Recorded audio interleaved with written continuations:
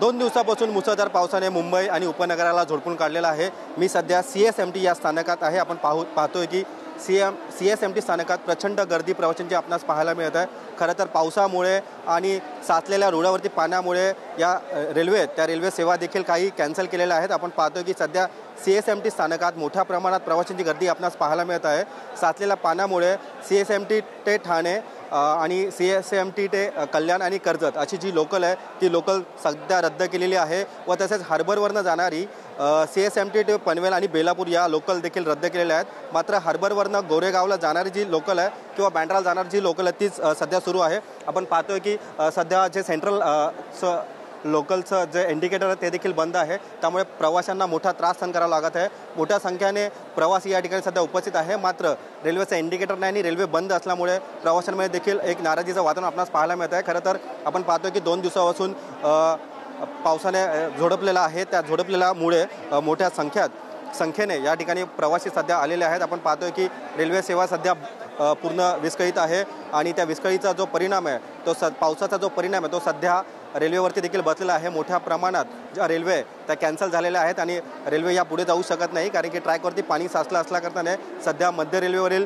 कल्याणला जाणारी व कसाराला जाणारी आणि टिटवाळाला जाणारी आणि कल्याणला जाणारी ही रेल्वे सध्या बंद आहे व CSMTवरती जी सुटणारी पनवेल असेल किंवा वाशी असेल या देखील बंद आहे। मात्र मानकूरपासून पनवेल ही रेल्वे सेवा सुरू आहे व त्याचबरोबर ट्रान्स हार्बर देखील सुरू आहे।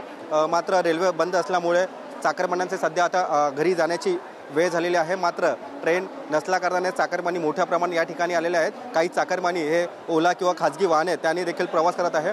मात्र ऑफिसचा सुट्ट्याचा टाईम सध्या झालेला आहे त्यामुळे चाकरमानी मोठ्या प्रमाणात या ठिकाणी आलेले आहेत। या रेल्वे याच प्लॅटफॉर्मवर लागून आहे मात्र त्या पुढे जाऊ शकणार नाही कारण की ट्रॅकवरती मोठ्या प्रमाणात पाणी साचलेलं आहे व त्याचबरोबर पाणी साचल्यामुळे या रेल्वे सेवा पूर्ण सध्या बंद आहेत। त्यामुळे प्रवाशांना नाहक त्रास सहन करावा लागत आहे। या सेंट्रल रेल्वे असेल किंवा हार्बर रेल्वे असेल ही पूर्ण सध्या विस्कळीत झालेली आहे। आपण CSMT स्थानकात पाहतोय की मोठ्या प्रमाणात प्रवाशांची गर्दी आपणास या ठिकाणी सध्या पाहायला मिळत आहे व मोठ्या प्रमाणात ज्या रेल्वे आहेत त्या सध्या कॅन्सल झालेल्या आहेत व ज्या लांब पल्ल्याच्या गाड्या आहेत त्या देखील एक्सप्रेस आहेत त्या देखील 18 एक्सप्रेस आहेत त्या देखील रद्द करण्यात आलेल्या आहे। आपण पाहतोय की काय पुढे जर आपण गेलो तर सुखसुखाट आपणास पाहायला मिळत आहे व ज्यांना ही माहिती कल्पना रेल्वेने इथे आपण पाहतो की अनाउन्समेंट करून सांगते की रेल्वे ह्या सेवा सध्या बंद आहेत।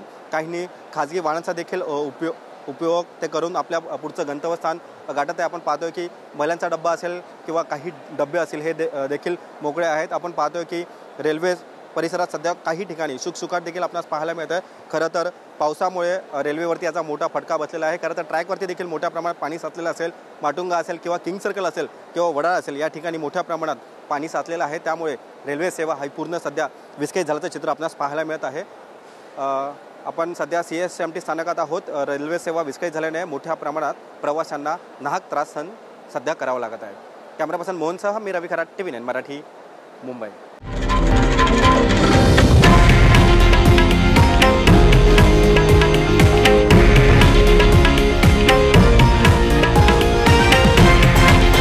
हे आहे देशातील नंबर 1 न्यूज नेटवर्क आणि आपण पाहत आहात TV9 मराठी, एकमेव।